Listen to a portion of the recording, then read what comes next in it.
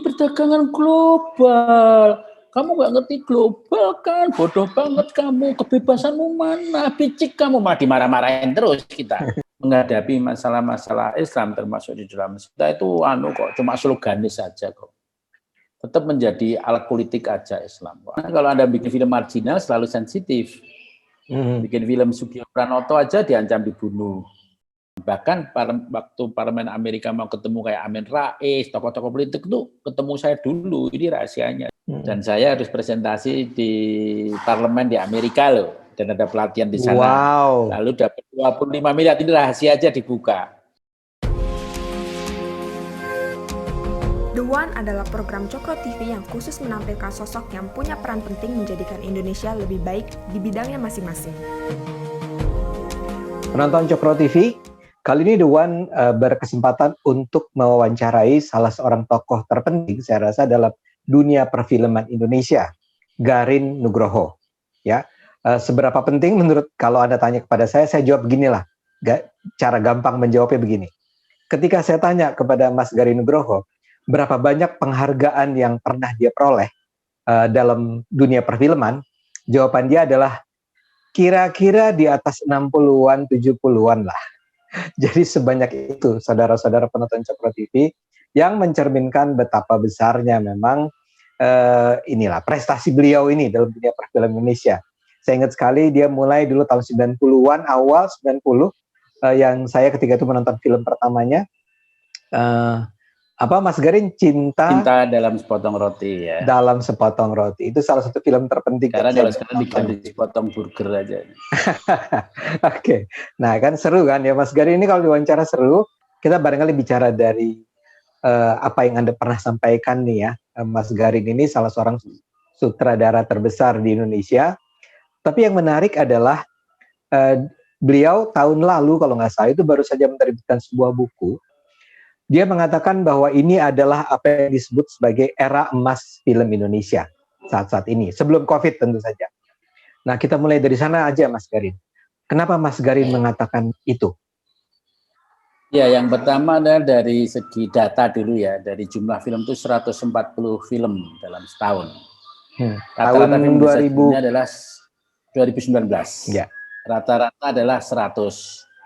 Jumlah penonton juga mengalami pelonjakan. Kalau awal reformasi jumlah film awal reformasi sekitar 4-10, melonjak 16, 20, lalu 50 tahun 2019. Penonton pun demikian juga melonjak menjadi 50 juta. Kemudian dari segi industri dan dari kuantitas jumlah ya. Tapi dari segi kualitas, maka kita lihat generasi baru menyebar di berbagai festival film yang punya konotasi film-film seni yang baik, kayak Berlin, Cannes, dan sebagainya. Bahkan pada titik tertentu film horor kayak punya Joko Anwar itu menjadi pasar dunia. Jadi kita punya masa emas di wilayah industri dan tumbuhnya film-film independen yang bagus. Itu yang menggambarkan keemasan film Indonesia saat ini. Yang ya, mudah-mudahan COVID selesai bangkit lagi ya Mas. Ya betul, COVID ini memang saya menulis kemarin di Kompas tentang OTT ya, over the top ya. Ya.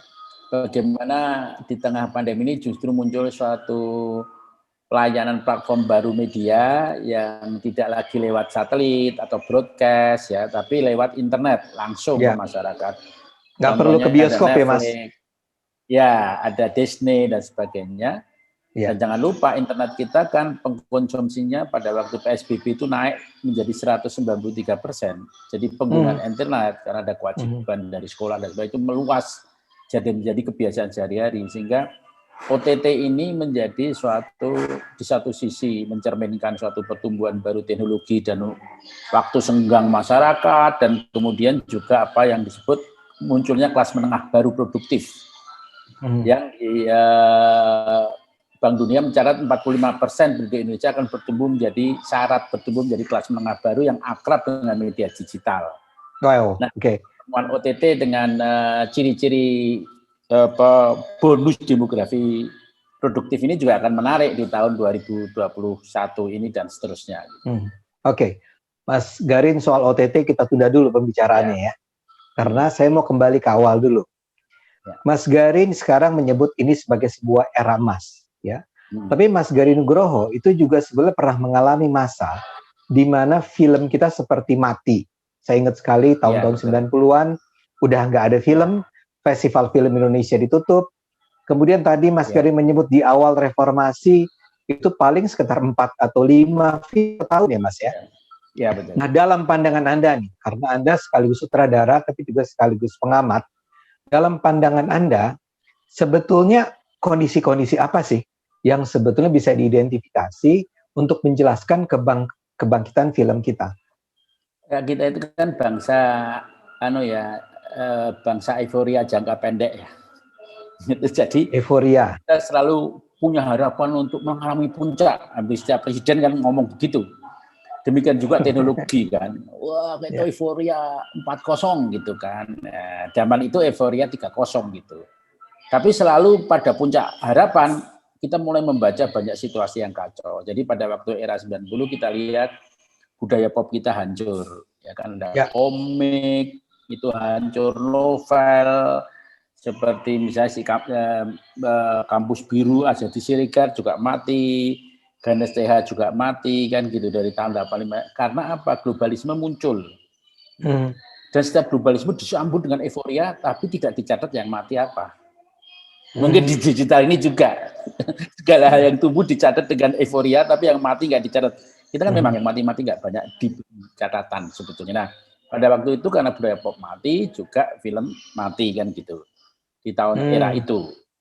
Karena globalisme nggak bisa disensor dengan satelit dan juga ekonomi Soeharto juga udah mulai menurun kan gitu. Nah, ini yang menjadikan, tapi bagi saya pribadi, krisis adalah selalu mengandung dua kata dalam bahasa Cina, yaitu danger dan opportunity. Maka setiap krisis harus kita mampu membaca apa yang disebut ekosistem baru. Kalau di luar negeri ekosistem itu berjalan struktural, nggak langsung rusak, lalu kita tumbuh lagi gitu loh, enggak. Tapi memperbaiki sel-sel yang harus diperbaiki. Kalau kita enggak, sistemnya hancur aja. Maka dibangun baru. Maka pada waktu bikin Cinta Sepotong Roti, misalnya kerjasama dengan pengusaha-pengusaha yang tertarik untuk menciptakan peluang baru, dan bahkan Surat Bidadari itu dibikin dengan kerjasama TPI, jadi ekosistem baru antara televisi, film, karena televisi baru bangun kan, dan kematian film juga karena tumbuhnya TV swasta itu, selain satelit dan sebagainya. Maka saya waktu itu berpikir bahwa di setiap krisis di Indonesia itu selalu kalau kebun itu rusak semua ekosistemnya. Kita harus memulai baru lagi. Tapi saya selalu lihat opportunity, bisa gandeng TV swasta, bisa menggandeng film dan sebagainya. Dan sekarang juga ekosistem sekarang itu dengan adanya media sosial baru sebenarnya banyak banget yang mati. Dan sorry Mas, jadi Cinta Dalam Sepotong Roti itu dibiayai oleh siapa Mas? Pada waktu itu dibiayai oleh produsernya Bu Budiati Yoga, tapi ada Robert Sumendak ya yang punya pesawat terbang, bisnis pesawat terbang, dan satu lagi pengusaha juga. Jadi ada konsorsium pengusaha. Surat Bidadari dengan TPI waktu itu. Gitu. Oh iya. Film berikutnya ya Mas ya. Iya betul. Oke, kembali ke tadi. Jadi Anda mengatakan bahwa ada kematian pada tahun 90-an. Terus 2000-an ada ekosistem baru gitu kira-kira Mas ya? Ya, harus dibangun suatu ekosistem baru yang harus ditumbuhkan. Jadi kalau Anda lihat kebangkitan pasca reformasi, budaya pop mulai tumbuh, novel-novel baru, komik-komik baru itu mulai tumbuh. Film tidak mungkin hidup tanpa sumber asal-usulnya itu kebudayaan pop, maupun nilai-nilai yang diadopsi oleh film itu sendiri. Jadi memang selalu timbul suatu ekosistem yang dibangun lagi. Nah, menyenangkan dan capeknya di Indonesia gitu, selalu ekosistem itu rusak. Lalu dibangun dari semacam nol lagi. Pasca reformasi dari 4 film dinaikkan kembali kan gitu. Pandemi juga mulai krisis, kita membangun ekosistem baru lagi. Banyak OTT kecil kan, over the top kecil ya, lewat internet dan sebagainya gitu. Tapi kan Mas begini ya, di era reformasi itu sendiri juga ada pasang surutnya kan. Jadi dia sempat tumbuh gitu ya, cukup banyak. Kemudian sempat ada kekhawatiran dia turun lagi. Dan sekarang bangkit lagi. Itu sesuatu yang dalam penjelasan Mas Garin apa yang terjadi? Ya kita sebetulnya setiap 5 tahun ya kita itu mengalami suatu penurunan karena kita tidak pernah ekosistemnya itu dilengkapi ya. Jadi dasar-dasar industri misalnya lah peraturan yang melindungi produksi lokal tidak pernah ada gitu. Jadi kita tergantung semata-mata sama pasar terus. Tapi pasarnya tidak dalam ekosistem yang dibangun secara sehat dan produktif gitu.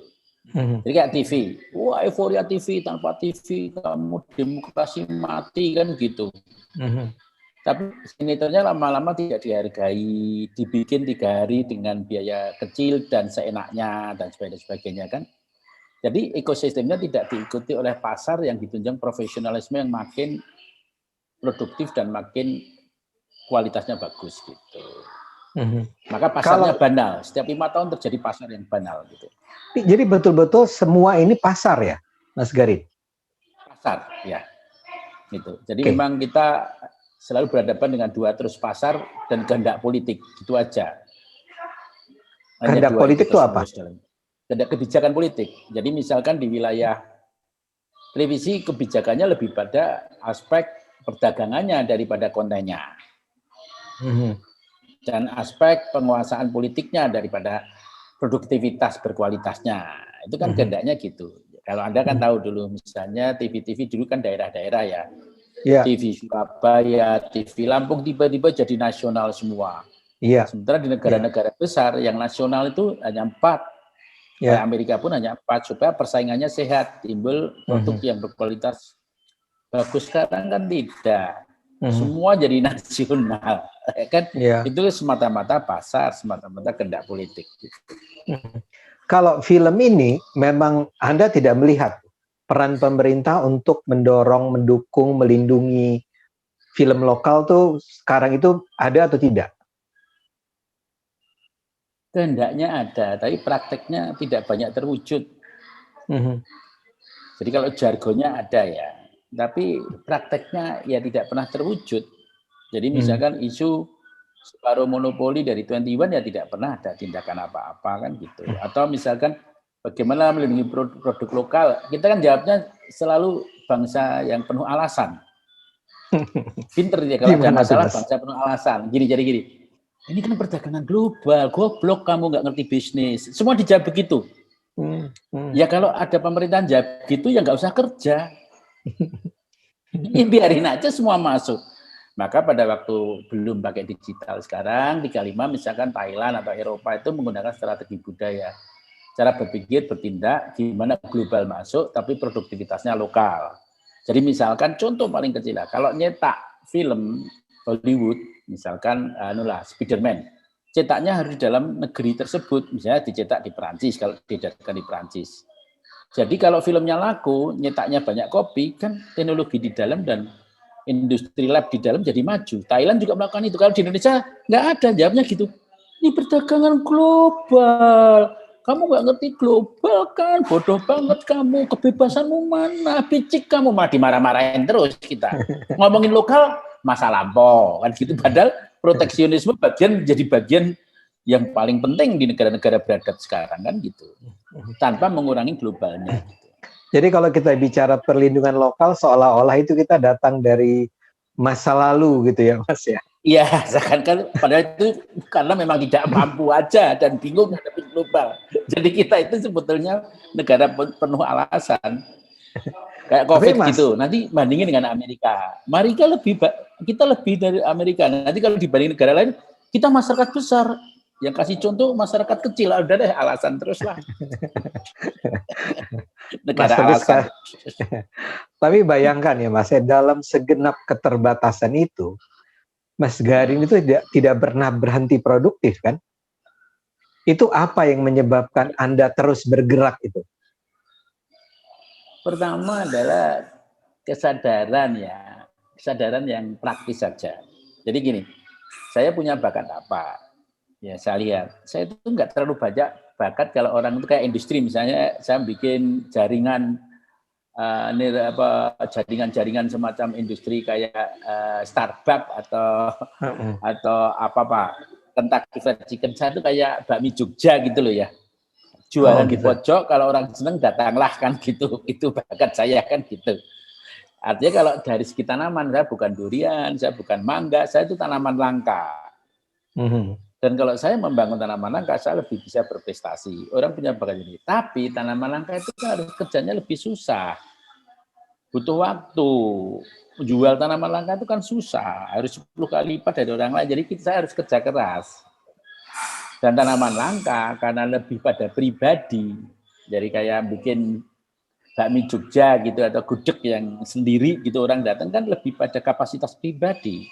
Nah, kapasitas pribadi tentu saja lebih bisa mendidik diri sendiri dan membangun jaringan-jaringan alternatif yang bisa membangun kemungkinan ekosistem baru itu. Jadi misalnya ini jawaban sekarang, ya. Saya menjadi silakan. Lalu setiap periode harus membaca peta baru. Jadi misalkan sekarang saya menulis skenario untuk produk pertama Netflix yang bersifat populer untuk memahami OTT tadi, over the top atau platform baru sekarang. Tapi pada waktu video di blow up 35, saya orang pertama yang memblow up video ke 35 mili, mencoba tahu pasar itu. Jadi ada semacam individu personalitas, tapi ada kemampuan membaca peta, kira-kira semacam itu.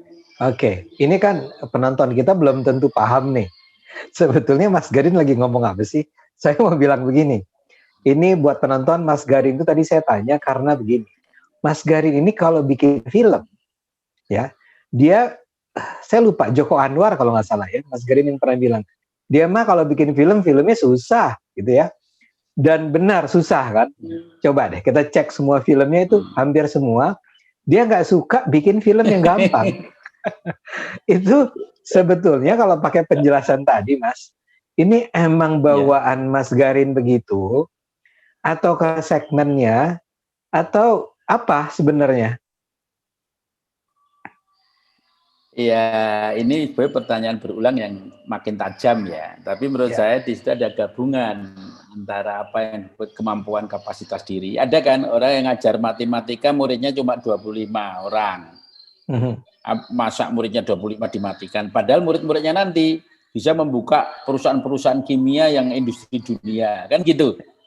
Oh dia memang bakatnya mengajar 25 orang. Kan gitu. Bukan dia membangun industri kimia yang gede. Kan gitu. Walaupun belajar matematika. Nah menurut aku kesadaran pada prinsip itu harus ada dulu. Oh saya memang penontonnya misalkan penonton kecil, tetapi nah kemudian yang kedua diperluas dengan pembacaan peta agar walaupun kecil punya arti, fungsi yang besar gitu. Nah fungsi-fungsi besar itu termasuk fungsi untuk masyarakat punya pilihan. Masyarakat yang sehat kalau pilihannya cuma kebudayaan populer pasti mati. Dia harus juga punya alternatif kebudayaan alternatif, kebudayaan heritage. 3 itu yang harus dibangun di dalam satu masyarakat. Heritage, populer, dan alternatif. Nah kalau saya diletakkan di kebudayaan alternatif ya nasib saya mungkin ya kan gitu sebenarnya pengen juga di kebudayaan pop yang besar kan gitu karena kebudayaan pop itu juga populer kan gitu dan menghasilkan ekonomi yang cukup besar. Tetapi kalau Anda tanya cara hidupnya sebenarnya kalau di dalam seni itu seperti commission buy. Jadi kalau Anda membuat karya instalasi art dibayari Anda biaya produksinya, gajinya. Penontonnya ya sebatas penonton galeri dari instalasi art itu. Jadi kayak saya misalnya, Opera Jawa untuk membuka ulang tahun Mozart ke-250. Penontonnya siapa? Penontonnya 2.500 seniman dunia, ya kan di suatu gedung besar di Wina. Atau Setan Jawa di Berlin, di Esplanade ataupun di Melbourne. Udah target saya utama adalah itu 2.500 penonton. Ketika itu sukses, itu target saya tercapai. Jadi saya sudah dibayar di situ kan. Oh gitu. Waktu bikin Opera Jawa itu produksinya. Jadi sistem produksinya ya pasarnya khusus betul, relung khusus betul. Makanya kadang-kadang orang bilang Mas Garin itu kok cuek-cuek ya, filmnya nggak laku ya, kan gitu. Ya. Nah saya udah dibayar untuk hal yang utamanya. Saya karya baru Planet membuka Asia Topa di Melbourne penonton 2.500 penuh. Dan penuh tepuk tangan, ya selesai. Kalau di Indonesia penontonnya sedikit kan itu tambahan aja. Jadi memang ada pasar khususnya sebetulnya gitu. Tapi gini, saya mau bilang begini. Gitu Bung Adi. Mas Garin, tapi saya kasih contoh. Ya. Saya itu baru belakangan tahu Anda adalah penulis naskah buat Marlina kan? Ya, betul. Ya. Nah, itu lihat contohnya. Anda bisa tuh bikin film kayak begitu. Naskahnya itu naskah yang siapapun sutradaranya pasti ya memang tentu saja dibuat dengan cara yang bagus ya. Tapi itu kan cerita yang pop culture. Ya, betul. Sebetulnya itu pertanyaan yang bagus karena memang waktu itu saya bilang sama sutradaranya, Molly, kalau kamu memakai cerita ini, kamu akan lahir baru, aku bilang gitu. Dan skenario ini skenario yang bagus, tapi tepat untuk perempuan daripada laki-laki. Oh, iya. Walaupun dari kisah nyata yang saya lihat sendiri gitu. Nah, memang kita bisa membuat film dengan beragam goal-nya. Jadi kalau saya bikin iklan pemilu ingat-ingat, iklan gudang garam atau iklan apapun juga ya, Yes. jika dilihat di Terawang itu populer sekali. Yes. Tetapi itu salah satu bagian dari hidup saya. Bagian yang penting menurut saya adalah statement saya lewat film-film saya yang mungkin pasarnya khusus itu. Jadi kayak tumpang sari nih di sawah, ada padi, ada kangkung kan gitu, ada ikan kayak zaman dulu aja. Maka utama saya adalah padi. Padi itu ya kayak Opera Jawa, Planet. Yang lain, iklan itu ya kangkungnya lah kan gitu. Ikan-ikannya itu juga itu jadi tambahan-tambahan yang mensupport daya hidup untuk membuat karya yang bagus gitu. Oh, jadi yang bikin iklan itu, yang bagus-bagus itu untuk mensupport idealisme gitulah kira-kira. Ya betul, karena kadang-kadang kita tidak mudah mencari sponsor. Jadi misalnya gini, Planet atau Setan Jawa itu latihan 1 miliar, latihannya saja. Hah? Latihannya? Pertanyaannya, latihannya aja 1 miliar. Apa ada produser menyponsori teater ya yang tidak ada bintang terkenalnya dengan biaya 1 miliar yang susah dimengerti? Kan pertanyaannya sederhana. Betul. Sulit. Agak Jadi, gila, Mas. Harus cari sponsor yang memang mengerti ini. Agak gila kan, 1 miliar latihan kan gitu.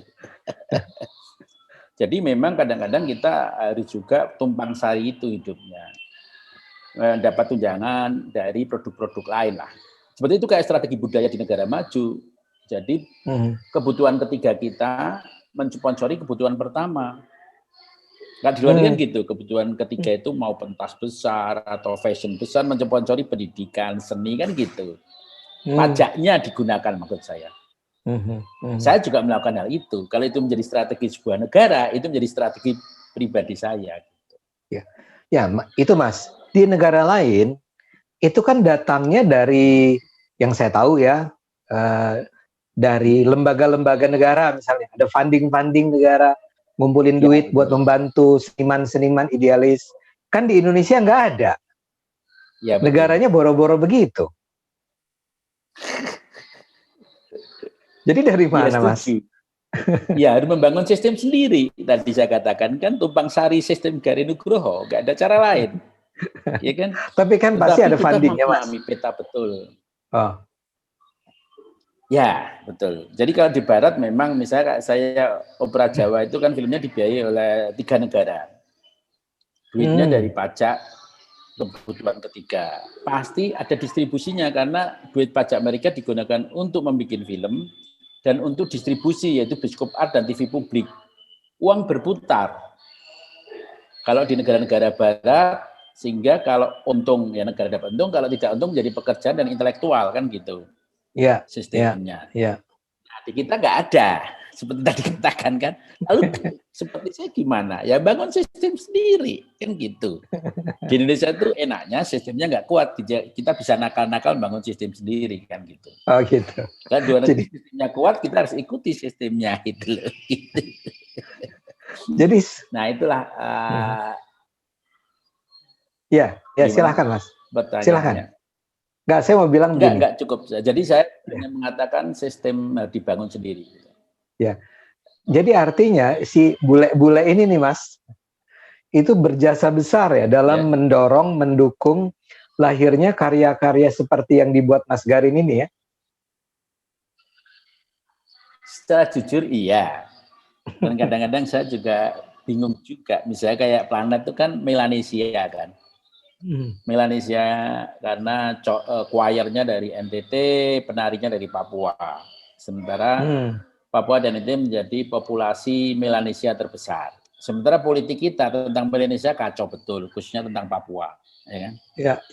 Ketika saya mengajukan ide Melanesia dengan choir-choir yang tumbuh di masyarakat, di kampung-kampung, dengan lamen, Lanyan Ratapa, di Indonesia nggak ada yang tertarik untuk sebagai apa yang di media diplomasi, nggak ada sama. Tapi ketika saya tawarkan ke Australia, baru ngomong aja mereka udah tertarik tentang suara Melanesia. Iya. Nah, ini juga bahwa politik kita menjadi politik formal yang kalau kedutaan ditanya, saya bikin, kita udah kunjungan dan mereka tepuk tangan semua kunjungannya. Iya, kalau kunjungan politik mana nggak ada yang tepuk tangan, masa tuan rumahnya merengut? Ya nggak mungkin lah gitu. Jadi itu memang betul kata Anda, banyak sekali dana yang dari luar negeri, karena latihan 1 miliar. Jadi kayak Planet ya misalkan. Choirnya di Nusa Tenggara itu 25 orang, penarinya 5 orang dari mulai di Sorong sampai di Papua. Tiket aja itu bolak-balik 4 juta ya, 4 juta sampai 6 juta bolak-balik Jakarta, Papua. Ya kan? Pemusiknya 3 dari Kalimantan, Padang, dan Jakarta. Yang gila ya saya ngumpulin orang-orang dari seluruh Indonesia kan gitu. Kalau mau latihan berapa hanya untuk tiket aja gitu contohnya ya. Karena terdiri beragam suku gitu. Mas Garin boleh cerita sedikit nggak? Gimana proses Mas Garin dulu sampai bisa begitu dipercaya oleh para funding? Itu kan pasti bukan sesuatu yang datang tiba-tiba ya Mas ya? Ya betul. Pertama adalah konsistensi karya dulu. Karya nggak bisa ditipu. Jadi kalau kita produk kalau kita mau jualan burger ya burgernya bisa bersaing sama produk-produk burger luar lah. Contohnya gitu. Jadi secara kualitas itu memang jelas ukurannya. Dan kalau kita rasakan, tapi ini burger Indonesia nih, kan gitu. Itu satu ya. Dan ukurannya beda-beda. Ada yang ukuran kelas tengah pasarnya, kelas D misalnya nih kelas tengah festival, itu ada Rotterdam, ada Korea, kelas tengah, kelas satunya ada Venice, Berlin, ada juga Cannes misalkan. Ukurannya beda ini, kayak kita jual produk itu, ya kan? Itu satu, mengetahui ukuran-ukuran. Dan tidak selalu karya bisa tiba-tiba ukurannya seperti itu, belum tentu bisa, ya kan? Tapi kesadaran memahami ini film yang bagus ya harus ada pada kita. Jadi kita tahu produk roti ini bagus. Suatu kita bikin film kita tahu, produk ini cuma di pasar kelas tengah nih. Produk ini di kelas 1 harus tahu betul. Dan itu tahu itu oleh diri kita sendiri dan oleh jaringan kita. Seringkali kalau saya bikin, saya lempar ke teman-teman kritikus di luar negeri untuk memberi komentar gitu. Jadi ada suatu diskusi yang keras, tidak sekedar jadi tok gitu. Dan diskusinya bisa sangat keras sekali masukannya gitu. Kemudian yang kedua, kalau funding itu tentu saja kepercayaan pada 2 aspek, hasil dan tidak over produksinya dan tepat waktu. Gitu. Saya mungkin di Indonesia dianggap sedikit gila, tapi orang negeri selalu bilang, saya tanya sama mereka, kenapa ke saya kok tidak banyak orang? Iya, orang lain kan manajemennya lebih baik. Manajemen itu urusan masing-masing. Pokoknya hasilnya itu sesuai yang kita inginkan dan tidak over. Mau manajemennya pakai gaya apa kan terserah kalian, bukan urusan kita. Asal tidak over, kan gitu. Oh, itu over dan budget? Bisa bekerja sama menuju pada goal yang memang over budget maksudnya. Oke. Asal jangan over budget. Kemudian konsistensi kan tadi. Orang kalau produk seperti ini akan hasilnya seperti ini, dia bisa paham gitu. Mas Garin, film pertama membaca peta ya.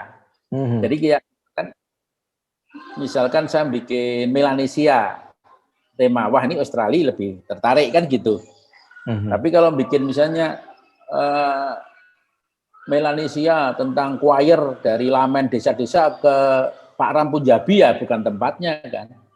Jadi kita harus tahu betul peta dari ide kita itu di mana. Kayak biji tanaman itu tanahnya di mana harus tahu, dipelajari ya. Tahunya itu dengan dipelajari benar gitu.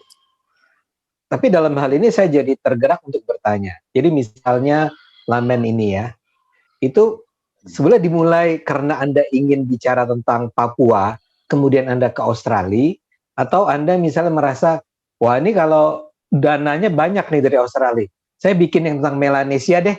Mana yang duluan? Duluan ide. Ide dulu ya.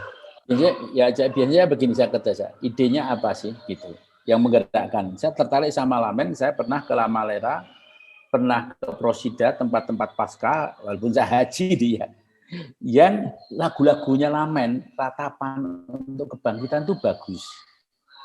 Lalu 5 tahun yang lalu sebelum pertunjukan ini, saya baru ketemu lagu Lamen. Ini harus dibikin. Saya nggak tahu dana dari mana.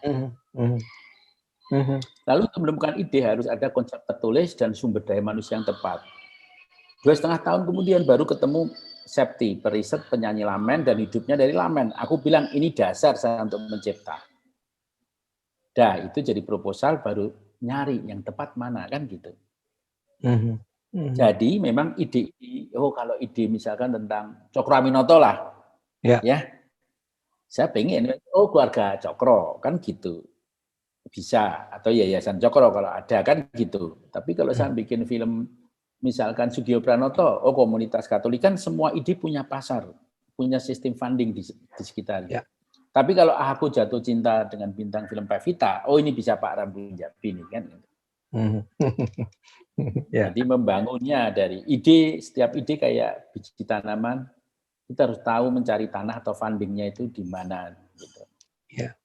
Tapi Mas, saya menangkap ada satu hal nih tentang Garin Nugroho. Anda itu peduli sekali sama sesuatu yang bersifat marginal, di pinggir, tentang Melanesia, tentang Ternate, NTT, dulu tentang Sumba, atau tentang Aceh, tentang keturunan komunis, ya hal-hal semacam itu.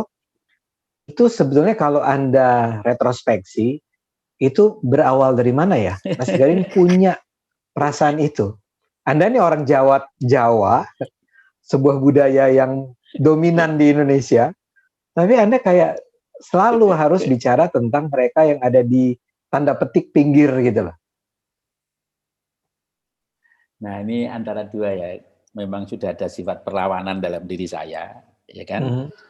Saya nggak tahu juga, bener itu harus orang lain menilai. Yang kedua adalah kadang-kadang saya bilang kalau saya membuat film pop yang sudah diceritakan apa gunanya hidup saya ya kan gitu. Bikin film pop yang sudah diulang-ulang banyak orang.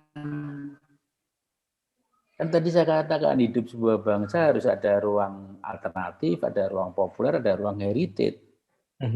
Nah, saya lebih baik membangun yang sesuai dengan kemampuan saya, ruang alternatif, dan kebetulan ada jalan di situ. Jadi memang yang marginal itu kan alternatif sebetulnya. Antara sifat perlawanan dan antara apa peta dan antara bakat dan antara sejarah itu sendiri sebetulnya gitu. Kalau perlawanan kenapa? Emang dari kecil suka ngelawan gitu?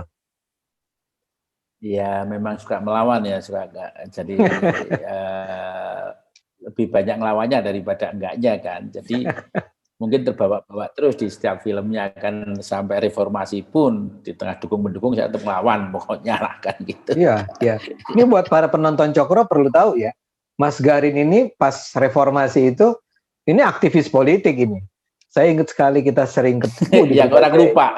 Iya, orang lupa dan itu sering kali diabaikan. Ini pernah menggalang ini ya. Dulu ingat nggak visi anak bangsa ya?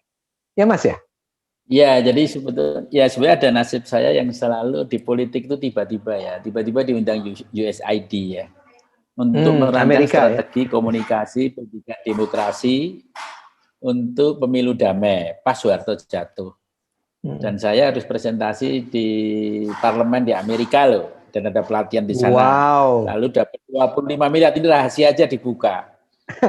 Dan maka gerakan pada waktu itu sebelum ada KPU sebetulnya lebih banyak gerakan yang kita pernah kerjasama kan di wilayah itu, yaitu anak bangsa, ada pendidikan politik, ada iklan di TV, ada bikin buku tentang pemilu, lalu menggunakan teman-teman politik dan budaya untuk melakukan diskusi. Itu semua dana yang megang personal saya 25 miliar itu. Ini tahun 98 loh ya, kawan-kawan semua. Ini 25 miliarnya bukan sekarang. Langsung loh. Bukan terus? Sekarang, itu langsung pribadi, tangan pribadi loh ya. Gitu. Dan tidak perlu. Lalu terjadilah gerakan di luar KPU berbentuk untuk membangun. Maka waktu itu Adi Armando saya ajak aktif kemana-mana, dan teman-teman yang lain yang sekarang jadi tokoh-tokoh semua kan. Bahkan waktu Parlemen Amerika mau ketemu kayak Amin Rais, tokoh-tokoh politik itu ketemu saya dulu. Ini rahasianya. Saya dilatih di Amerika 2 minggu strategi politik komunikasi. Cuma bosen aja lalu kembali ke Sri lagi setelah. Karena waktu itu riwayatnya sederhana. Kita membawa 36 NGO dengan 6 koordinasi NGO besar kan, kayak AJI, IMBLJ, Hinca Panjaitan, dan sebagainya. Lalu tahun berikutnya saya sadar bahwa waktu dekonstruksi sudah selesai dari Amerika, maka biaya NGO akan berkurang. Hanya isu-isu besar saja. Maka saya pamit dan saya katakan teman-teman NGO harus mampu entrepreneur sendiri. Hanya pada hal tertentu aja sekarang NGO uangnya. Gitu riwayatnya. Ini di belakang dapur ya.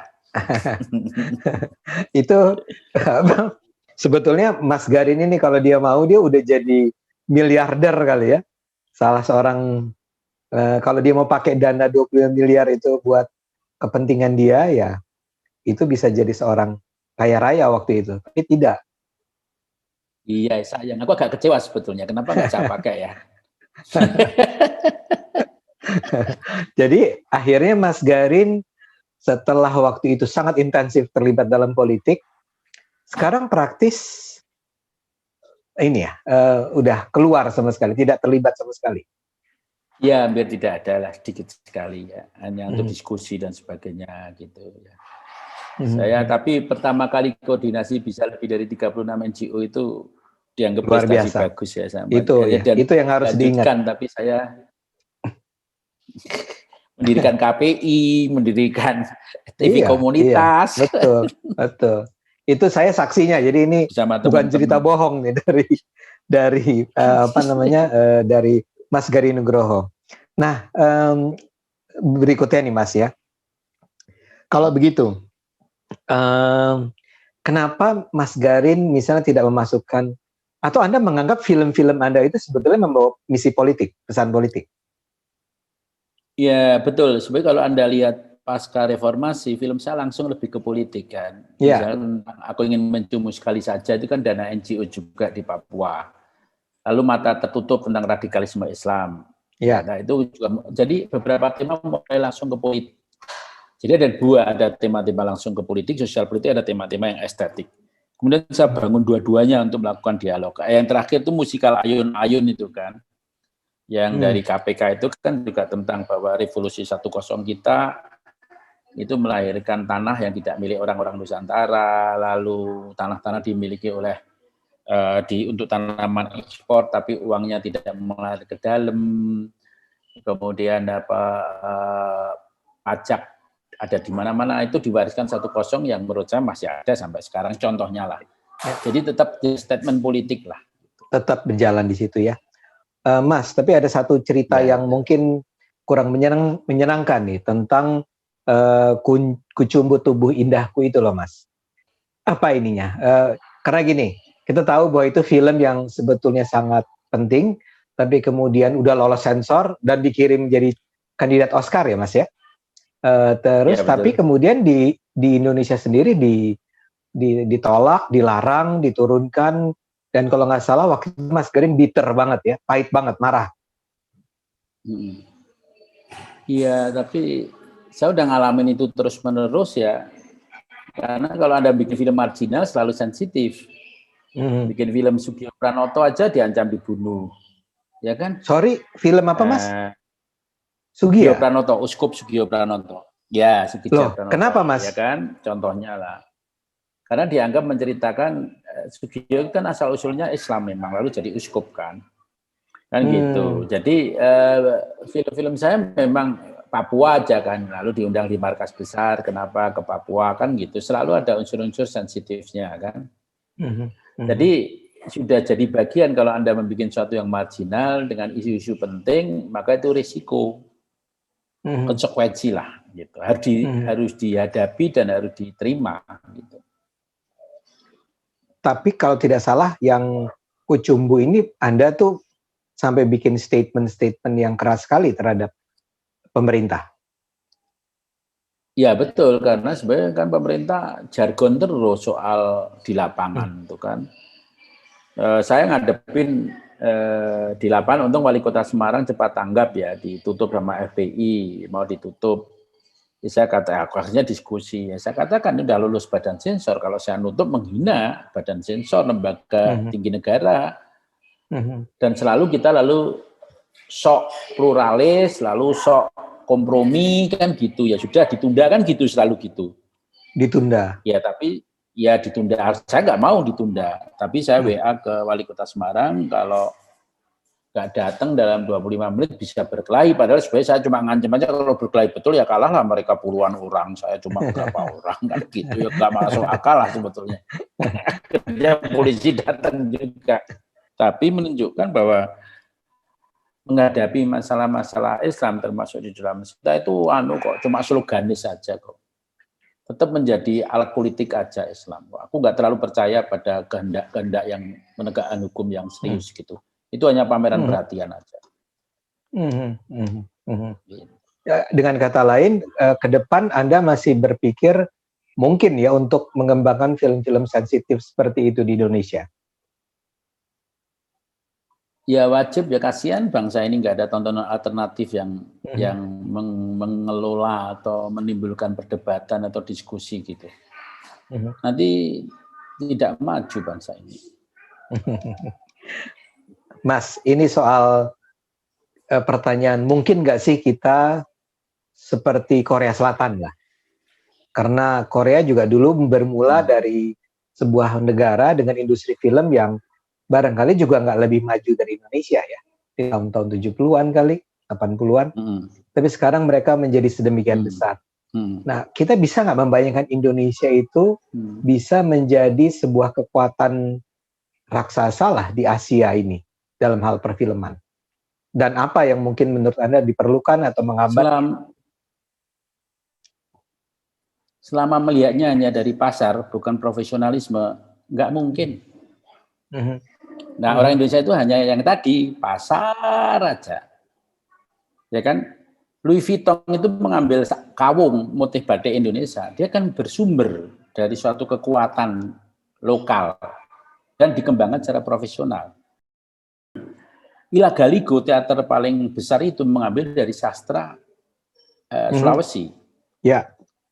Lion King itu sutradaranya keliling Indonesia 5 tahun menjadi tontonan paling populer dan paling laku dan komunikatif, bukan berat. Sorry, nah, Lion King Indonesia. Apa yang ingin saya katakan adalah Korea, bukan, sutradaranya belajar di Indonesia 5 tahun. Wow. Datang ke Indonesia 5 tahun. Lion King. Mempelajari Ramayana, mempelajari Lendra. Iya. Oh iya. Banyak orang yang tidak tahu, ya kan? Teater musikalnya yang di London, di New York, dan yang sangat paling laku dan mengundang investasi yang besar. Nah, saya mengenal namanya Pak Kim Dong Ho, itu direktur Busan Film Festival. Dari awal dia belum jadi festival, itu udah ketemu saya dan meminta saya jadi juri. Sampai sekarang menjadi sahabat. Kalau ada festival, dia nelpon pribadi sama saya dan ngajak makan dan sebagainya. Kim Dong Ho itu orang tua, umurnya 75, 70 waktu diajak untuk membangun festival Busan. Yang lainnya muda-muda, dia dari lembaga politik malah, kayak sensor gitu. Kalau di Indonesia umur 70 ke atas, dari lembaga politik yang sedang digantikan, udah mati hidupnya.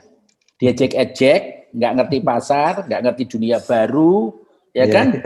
Kuno, kan gitu. Udah matilah hidupnya lah. Tapi anak muda Korea cerdik menggunakan dia karena apa? Karena membangun dulu kualitas dulu, trust dulu. Jadi kayak batik, kamu boleh membangun batik yang batik cetak luar, tapi kalau tidak ada sumber-sumber batik tulis awal yang nggak bisa, sumbernya kan dari situ. Ditransformasi dari para maestro batik dulu. Itu satu. Jadi menumbuhkan dari orang-orang terbaik dari festival Korea dulu. Setelah itu, maka ide-ide yang membangun infrastruktur, superstruktur itu dibangun. Ide subsidi, kalau di Korea itu kalau film art dapat subsidi langsung tanpa mengembalikan uang, tapi kecil. Kalau film populer itu dihitung, kalau jumlah penontonnya segini dapat bank fasilitas segini, jumlah penonton segini dapat bank fasilitas segini.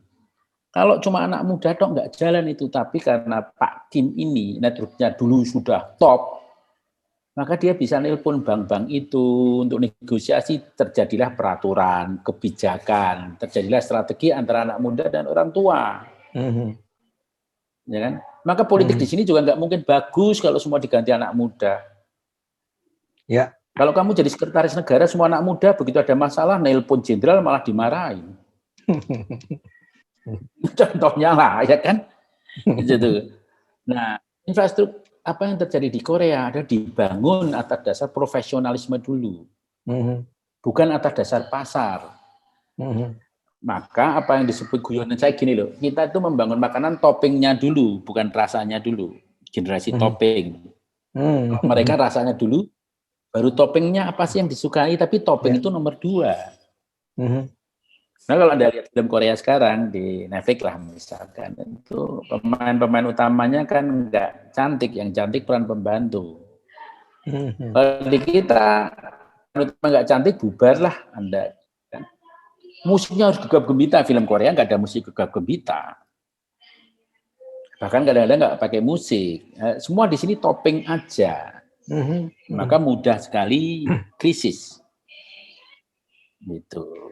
Itu contohnya. Jadi di Korea memang dibangun ada profesionalisme dan kesadaran masa depan. Profesionalisme itu dari film art tumbuh menjadi suatu industri jasa yang luar biasa didukung oleh segala aspek. Sistem infrastruktur keuangannya, infrastruktur marketingnya, dan sebagainya. Di kita, cita-cita saja kan negeri harapan. Di sana tempat lahir batin. Di sana, semua di sana, bukan di sini. Lagu-lagu kita diganti nih, kok di sana terus ya. Gitu. Mas Garin, yang pihak yang paling harus berperan dalam membangun profesionalisme itu siapa? Yang pertama adalah pemerintah memberi fasilitasi bahwa itu institusi-institusinya itu terciptanya profesionalisme itu sendiri. Gitu. Kita kan menjadi bangsa kagetan, terbuka tapi nggak siap. Nanti OTT datang begitu agak lama pusing lagi regulasinya gimana. Tapi awalnya ayo kita buka globalisme, goblok kamu kalau nggak globalisme, bodoh kamu. Begitu masuk bingung sendiri. Ya kayak soal internet lah. Begitu masuk ada hoax, bingung sendiri. Awalnya membodohkan orang yang berhati-hati kan. Gitu selalu kita gitu terbuka tapi nggak siap, ya kan? Jadi begitu zaman berubah cepat baru kaget-kaget. Jadi kita memang pemerintah yang harus melakukan itu. Dan kita kadang-kadang kan gitu, pariwisata lah contoh. Wah, membuang waktu gede-gedean kan gitu kan. Korea itu kan pariwisatanya dari film. Dan pariwisata di sana biasa-biasa aja. Makanan Korea laku juga dari film, bahasa Indonesia juga dari film, dari industri bahasa jasa, Korea. dari sabun, iya kan? Ya. Kita sekarang bahasa Indonesia mulai ditutup di mana-mana. Ya kan? Lalu kita bangun infrastruktur yang fisik semua. Sementara orang mau lihat yang alam, masa mau lihat hotel sama jalan? Ya enggak juga lah. Gitu. Jadi kadang-kadang kita prioritas kita menumbuhkan sesuatu yang bukan esensial, tapi yang toppingnya aja gitu. Tadi Anda berulang kali menyebut OTT dan saya ingin kembali ke tulisan yang pas di Kompas itu. Anda optimis tidak sebetulnya dengan ya kan banyak orang mengatakan tadi tuh OTT itu memberi ruang bagi lahirnya film-film independen ya dan seterusnya lah. Kalau Anda sendiri tidak terlalu optimis atau bagaimana? Saya optimisnya pada pembuat film Indonesia bukan pada pemerintahnya.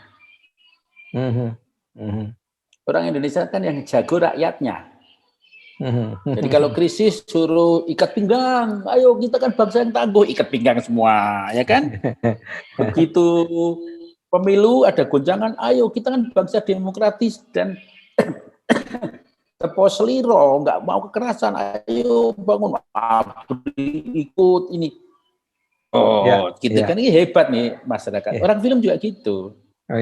Mereka kan ada di dalam sistem apapun lahirlah seorang Molly, Camilla, Joko Anwar. Jadi saya lebih percaya pada pembikin filmnya daripada pada pemerintahnya. Karena saya tidak melihat strategi apapun di sini. Nanti kalau kita ngomong perlindungan lokal, ya tadi nggak ngerti globalisme. Kita ngomong globalisme nggak dipersiapkan. Jadi, teknologinya dan prasyaratnya kan. Karena OTT itu ada syarat prasyarat dan itu membuka peluang besar dan tidak bisa ditolak. Karena itu bagian dari kehidupan ekosistem baru, media baru. Indonesia kayak autopilot itu Mas ya? Ya itu sebutan dari Anda loh. Anda mewawancarai saya tapi Anda nyebut jadi kayaknya Anda yang mulai. Ya. Ini khas Garin Nugroho ini. Mas, mungkin ini bagian-bagian terakhir nih Mas ya. Jadi pertama, Anda itu melihat, Anda itu optimis sekali ya. Tadi Anda sudah menyebut sebenarnya. Optimis sekali dengan kualitas sutradara-sutradara muda ini ya. Ya, saya optimis di satu sisi, tapi tidak optimis pada sistemnya. Sehingga bakat-bakat itu kemudian menjadi suatu pasar banal, kualitas banal. Kayak kita kan selalu berpusat satu. Misalnya gini, zaman TV. Anda pasti ingat kan? Wah, TV kalau kita nggak rame, TV-nya demokrasi nggak rame. Masyarakat kita memang hidup dari televisi tok. Partai itu menghidupkan. Kalau partainya jeblok, ya TV-nya juga jeblok kualitasnya. Pendidikan juga penting. Kita selalu hanya TV. Akhirnya TV Anda lihat sendiri kan? Ya. Sinetronnya. Di OTT juga demikian. Kalau kita mengulang kembali apa yang terjadi pasar tanpa profesionalisme itu, ya hanya jadi kita jadi negara pasar. Konsumerisme. Bangga dengan yang ikut internet 5 besar dunia. Jumlah handphone 2 kali lipat penduduknya. Kebanggaan membeli. Jadi kebanggaan pasar dan hidup dari pajak aja investasi, bukan dari produktivitas. Dan ketika suatu bangsa tidak hidup dari produktivitas, dia mudah krisis. Kalau tidak dijadikan pasar, krisis. Gitu. Jadi menurut saya OTT bisa menjadi ruang produktivitas. Kita punya sumber daya, tapi sumber dayanya kalau keliru mengelolanya bisa menjadi pasar banal kayak TV swasta. Ya. Karena itu institusi harus membantu dari bakat-bakat ini. Jadi bisa dibilang ini peringatan bahwa kalau ekosistemnya tidak pernah dibenahi, pemerintah tidak turun tangan, profesionalisme itu tidak dibangun, semua apa yang sudah tercapai dalam beberapa tahun terakhir ini bisa jadi nantinya akan menyurut kembali ya Mas ya? Ya betul. Permintaan pasar kita terhadap produk lokal itu luar biasa kan. Jadi kalau kita lihat perbandingannya, mereka menyukai Indonesia dulu dan mereka menyukai baru Korea. Tapi tipis perbandingannya. Nah itu menunjukkan potensi pasar kita besar. Tapi potensi pasar itu kayak cabai ini, ya kan? Cabai merah naik, lalu karena mengikuti pasar banal, lalu cabai diwarnain kan sekarang ada cabai diwarnain itu kan. Jadi yang jual pajak diwarnai kan ngomong kan yang penting pasar. Kalian ngomong yang penting pasar, ya kan? Nah, pasar tanpa etika, tanpa profesi, menjadi pasar banal, ini yang melorotkan seluruh potensi negara ini, gitu. Ya, Mas Garin Nugroho, terima kasih sekali sudah memberi kami kesempatan untuk ngobrol dengan Anda. Kita berharap Mas Garin jangan berhenti bikin film, jangan berhenti mencerahkan bangsa ini dengan karya Anda, mau film kayak mau teater, mau kesenian, mau instalasi, seni instalasi, semua itu kita cintai Mas Garin.